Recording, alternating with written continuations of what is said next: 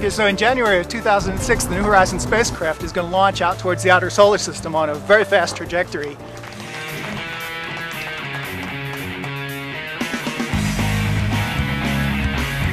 Out past the asteroid belt, on towards Jupiter in only 1 year. At Jupiter we have to do two things. We have to check out all the scientific instruments and make sure they're working properly. And then we also take advantage of Jupiter's mass to give us a gravity slingshot out towards the outer solar system at very high speed.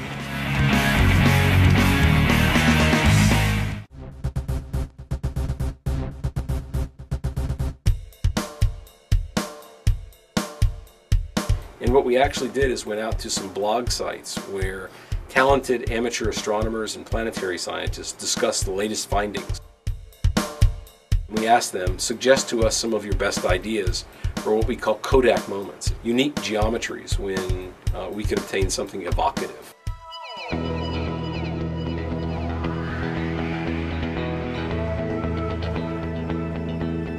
It gives you that feeling that you're actually at Jupiter, and you have a view that you might not expect to have from a spacecraft, as if you were actually there, an astronaut making the flyby with New Horizons.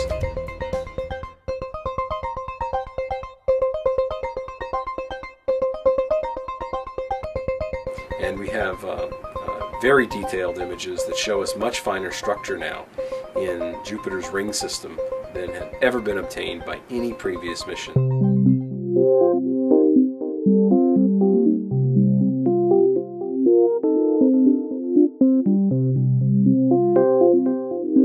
No spacecraft had made detailed observations since the formation of the little red spot. And this is not such a little spot, after all.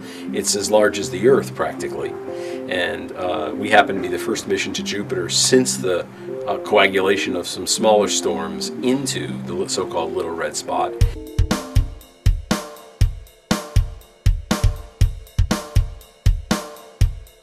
I would have been very happy if half or more of the observations had worked out, rather than upwards of 95, 97%.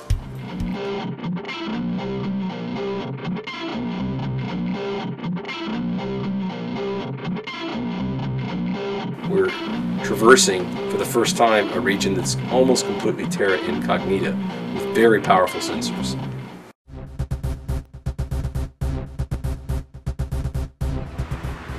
After Jupiter, it'll take about 8.5 years for the spacecraft to get out to Pluto. So during that time, we'll put the spacecraft into hibernation and only wake it up once a year to make sure the instruments are still working properly.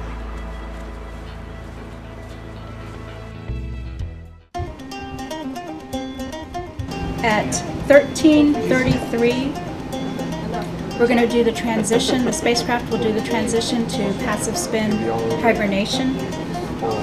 At that point, we'll lose telemetry. The transition will be complete at 13:34. Well, Cruise for New Horizons is a 8-year sequence during which most of the time the spacecraft is in hibernation. And we do that in part to save money, but more importantly to save time, wear and tear on the electronics.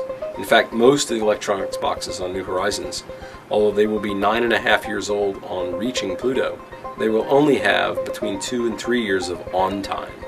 So for practical purposes, the spacecraft is not 9.5 years old, but 2.5 or 3 years old. We're looking at the screen right now to verify that the mode of the spacecraft is what we expect. We have the timeline planned out. We know when we're going to transition the spacecraft into different modes, and we know when to expect to see a green beacon that tells us we're in the hibernation mode. And so right now it's kind of a hurry up and wait.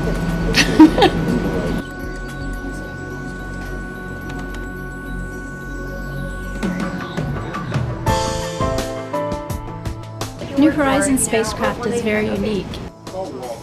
What we do is we have the capability, the spacecraft has the capability to output 8 different tones or frequencies, and we will monitor those tones on the ground weekly and determine the state of the spacecraft.